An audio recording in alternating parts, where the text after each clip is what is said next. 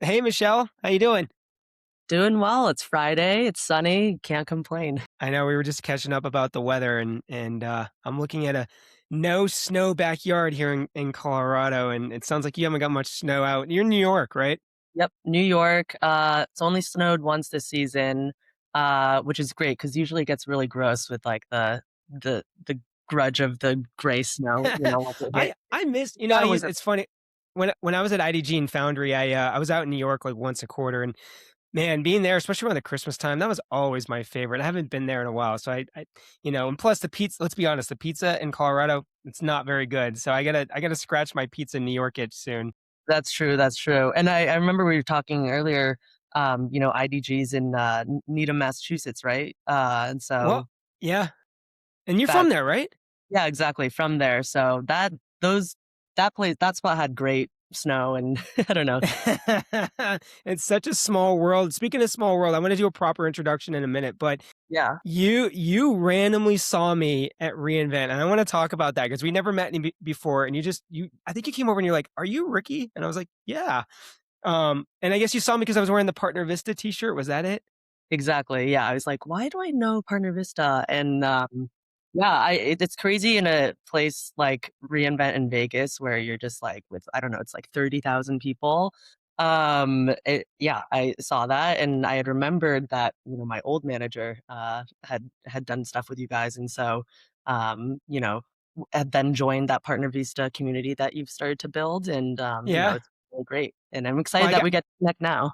I know, it's so cool, and I love just those coincidences, and, it's funny, I'm not a swag kinda guy, like, I'm not the someone who would wear a Partner Vista t-shirt, but my partner and co-founder, Hondo Lewis, he's a big time swag guy, and we're heading to reInvent, and he's like, "We need t-shirts, we need sweatshirts, and all this stuff," and I'm like, you gotta it's a partnership, you gotta get your partner what he wants and, vice versa, and so I'm like, "Alright, let's do it," and I went all in, and, sure enough, I wore the shirt, and you walked over, said hi, and now you're on the show, so it's funny how things work out, right?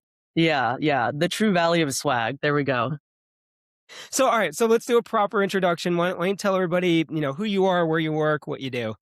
Yeah, so my name is Michelle Zhang, been with Sierra now for 4 months, so, just been in the role for a little bit, but I lead, product marketing for our technology alliances.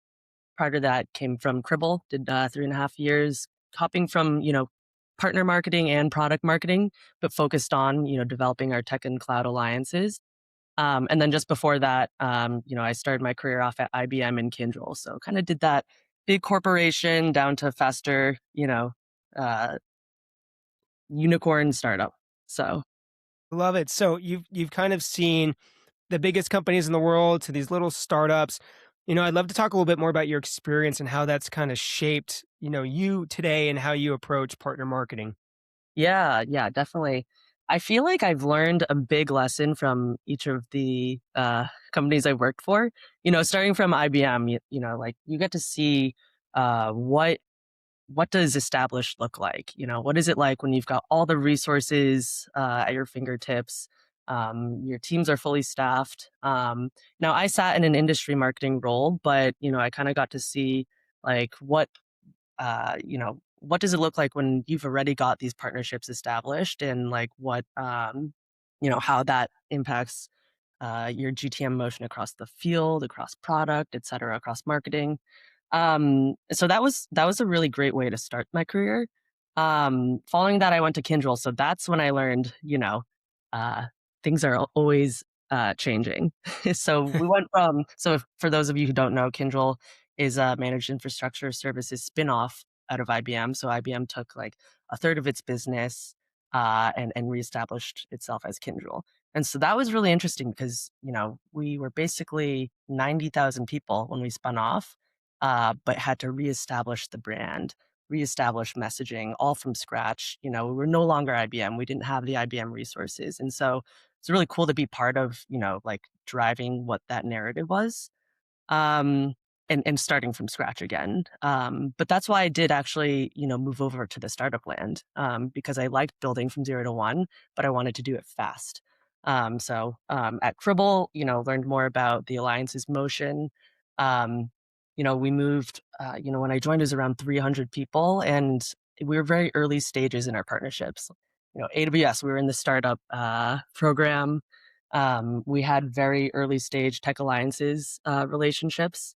And so, that's kind of where I learned that you have to um, be the real owner of your partnership. You might not have all the resources. You might be a partner team of one marketer, one tech alliance, uh, technical person, one person covering the co-sell, but there's a lot of just like a lot more you can impact there. Well, I mean, it sounds like you have a pretty good background to set you up for success. How do you I'd love to dive in that a little bit deeper in terms of, owning this, the ownership aspect of partner marketing, because I think there are so many partner marketers that, feel alone. But it's interesting because you've almost taken that and turned that into empowerment. So, what does it mean to you? And then, how do you actually execute on that? Yeah. I think as partner marketers, we really have to think beyond what the job description is, because if you're just following those bullets, you're kind of confining that role into, what people have done before.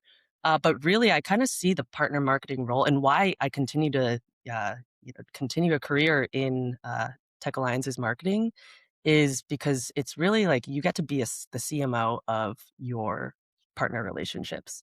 And I break that down into two areas. One is, you're driving what that message is. What's that better together narrative? And that's something that, no one else is putting that focus on. That's up to you to really deliver that. And then you also have to be like the chief operator of that partner business. Um, and that can be overwhelming at first. Being a lean team of partner marketers, typically you've only got a couple people, or you might be the only one, and you're responsible for driving not just the messaging, but also the demand gen, the campaigns, the enablement, making sure that sales is activated, but also aligning to product. And I think the key piece to that is like you actually aren't alone. And the name Never GTM Alone is funny because um like what I find successful partner marketers doing is they are activating the rest of the organization and inspiring them and giving them reasons to include alliances into their aspects of the business. So really you're kind of an octopus, putting a tentacle around each part of the business and making sure that they are bringing along alliances with them. If you are the CMO of this partnership and you're activating the rest of the organization, I mean, do you get the pushback when you're, feeling alone, but you need them to activate? Like, just talk to me about the internal politics, the internal partnerships, how you actually activate that ownership role that you need to be the CMO of a partnership. Okay, yeah. And I can kind of share that around the experience I had at Cribble and then also at Sierra. So for those Yeah. of you who don't know Cribble, yeah, super fast paced, late stage startup, really driving what does it look like to give companies in IT and security teams ownership over their data, IT and security data. So, at Cribble, one of the key partnerships that stood out to me is our partnership with CrowdStrike. So, back when we started with CrowdStrike, they're a huge company, one of the top security companies, in the industry. And Cribble, we were smaller. And so, you kind of had to externally figure out, okay, like what do they care about? Uh, I, you know, how are we going to help them achieve their goals? And really get the rest of the organization internally invested into making that happen across co-build, co-market, co-sell. Um, and so, some of the things that as a partner marketer I had to do is not just do the partner marketing function, right? Like I had to, make sure that um, our sellers were equipped and knew exactly what to say when going into conversations with their counterpart. Had to make sure that executives were aligned, and then on the technical piece was that moving forward. And so I bring up that CrowdStrike example because the one thing that you really want to focus on is like where do you sit as your business compared to that partner? You might have to invest more time if it's or more resources if it's a larger partner that you really feel like there's a vision and an opportunity with. With a smaller partner, you might be able to co-develop that a bit more. I'm interested from your perspective, what's worked in terms of owning that narrative, owning that message, and making sure it actually lands at the end of the day?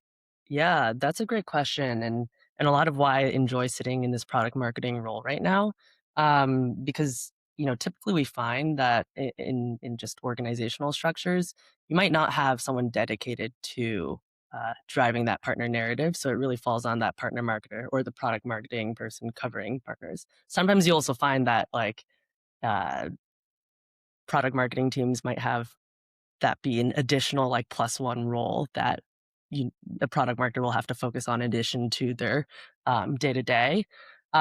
So that's, what makes me super excited about being part of Sayer. They've really invested in that role because they see the vision, of how partners will impact the business. But I kind of, see that joint value, not as like a 1 plus 1 equals 2. Like, this is what the partner value prop is. This is what the our value prop is. It's kind of 1 plus 1 equals 4. So number one, you mentioned the customer value. Like actually digging into not just the benefits that one partner and another partner brings, but what's that joint value proposition. And it really requires testing, making sure that you're talking to the product teams, understanding what's that vision they're trying to drive forward with the product, but also talking to the field and to customers of like, are they actually asking for this? What are the challenges that they're facing when it comes to um, the combined need for both of the solutions? And so, yeah, I think that having that dedicated resource to be able to invest time into that is important. But that's just one piece. You're also responsible for um, messaging to your internal sellers. They've got so many different things to think about of learning the product and the narrative and how they should be pitching and driving their own business with their customers. So why should they think about this partnership as well? And that's really selling them on the benefits of, like, you're going to find a faster deal cycles. If you drive through the cloud marketplaces, you might be able to skip a ton of procurement. Hmm. Sellers are in the variable of elimination. So, like, what are things that are going to make them get to the money faster? Um, and then two more there. So, the third that you have to think about is how are you going to um, show the value to the partner sellers? Um, one of when we think about like cloud alliances, for example, an AWS rep has like million or hundreds of partners that are trying to make them get into their mind space. And so, how are you going to show that there's proof of wins that have happened before?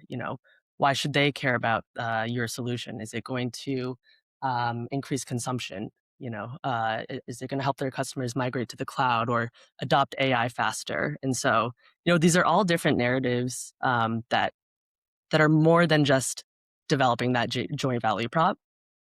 And then lastly is that narrative internally.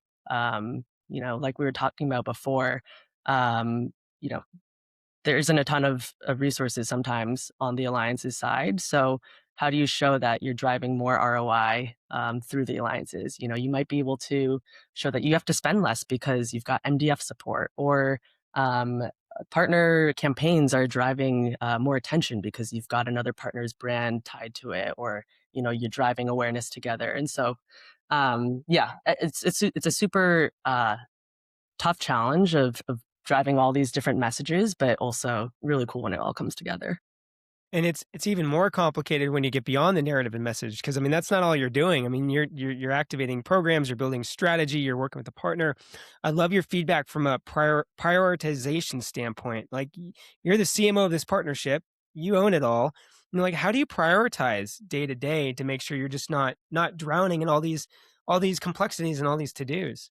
Yeah, totally. And I'll cover, some of like the tactics that we do, but I'd also love to hear from, you're a founder yourself. So I mean, when I look at how we prioritize, um, we've really got to look at where is there opportunity for true alignment.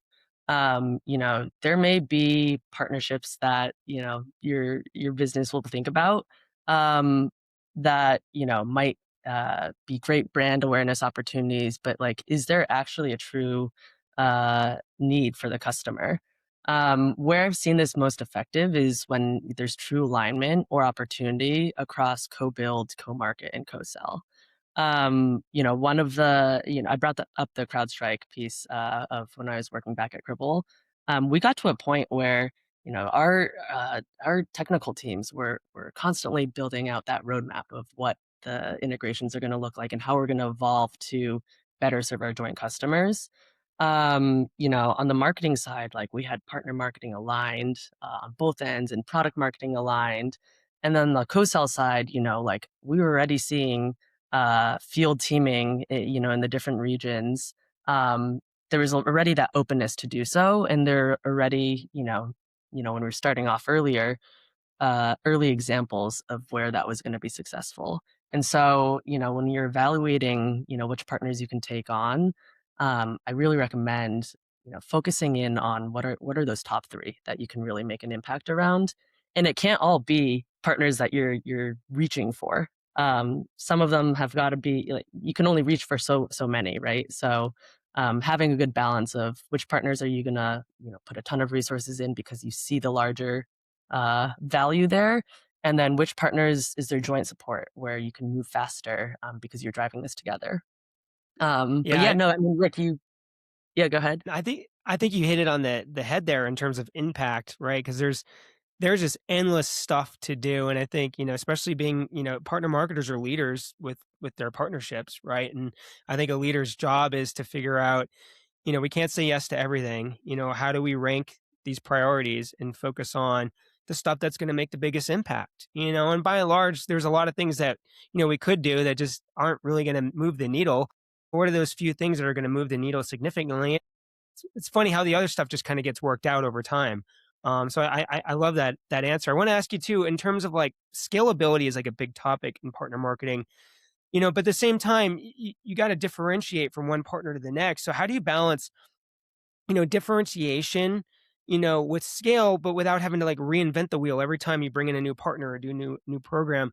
These are all like things that are, coming at each other, but at the same time, you gotta scale without keeping everything the same. Yeah, I think there's some partners where you've got to build that that differentiated business model, and those are going to be on your top most strategic partners. So you know, for those top three, what's that different go to market, I guess, approach that you're going to take with each of these partners? And then with the rest, you've got to rank the rest of the partners with how can you support them based off of where they're at, setting up a tiering system, setting up an approach where you can package up a partner plan together. Maybe you might have templates that may be used until there's more proof of more customers asking for it, more wins in the field. Then you might be able to reprioritize where those partners are. And then in terms of the differentiation, I really value, sitting at ahead of the beginning of the year with each of those partners and trying to understand, what's that ultimate goal that you're both trying to drive. Uh, is it a partnership where it's more on the co-market side, where it's really just awareness, you want to drive leads, or is there, a joint resell opportunity, or kind of depends on what that ultimate business driver you're trying to push for is. And so really sitting down in the beginning of the year, making sure that all the plans across co-build, co-market, co-sell are aligned to those goals. What advice do you have for people that maybe a little earlier in their career, and then for people like yourself that have more experience, like how do you keep from burning out once you figure out how to really own this? So you got Yeah, kind of both ends of the spectrum there. yeah. Maybe I'll start with if you're approaching, where you want to go in the alliances marketing space and evaluating, joining a company and playing that role, the number one advice I have is finding a company where alliances is part of the vision. And not just like we're just doing partnerships just to do partnerships. Because you'll find that the resources that are dedicated, the amount of focus that you get across the business really impacts how much you can drive as a partner marketer or alliances marketer. So one of the first things I'm evaluating and what I really found with joining Sierra was, okay, do the sales execs see this vision of bringing in partners? Are the sellers, is this part of their how they get paid of bringing in partners into their deals? And then on the marketing side, um, where's the vision for how this team is going to be built out? So I really look for opportunities where there's that vision for success already, in the minds of the leaders. So that's one area. And then I guess the other advice is of how to not burn out. Really finding champions from the beginning. Um, because again, you might be just a team of one or a small team of three.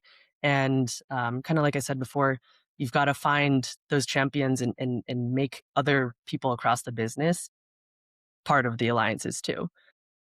So showcasing to, your demand gen team, okay, we're actually seeing that joint partner campaigns are driving, this much in revenue, or in marketing sourced, pipeline.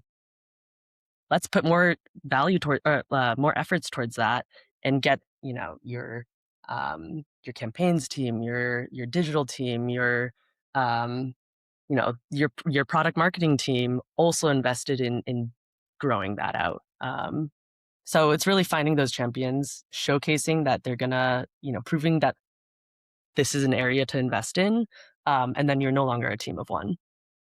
Yeah, it's funny you say that because, for the people that I've seen that feel alone, that are getting burned out, it's not, I don't think it's a reflection of them not being able to go out and get those team members to support the mission. I think it goes back to what you were talking about earlier in terms of they might have ended up at a company where it's not part of the vision, right? And so it's nothing of what they're doing. And I think it's funny how those two go together because I think it's great advice for people going in, even if you're not earlier in your career, just making sure like this company partner's not something they're doing because it's working other places. They're doing it because it's the vision where they want to go. And then also in the back end, that's going to help you not burn out because there's going to be other people that are bought into that vision that want to support you because it's part of the Exactly. company's mission. Yeah.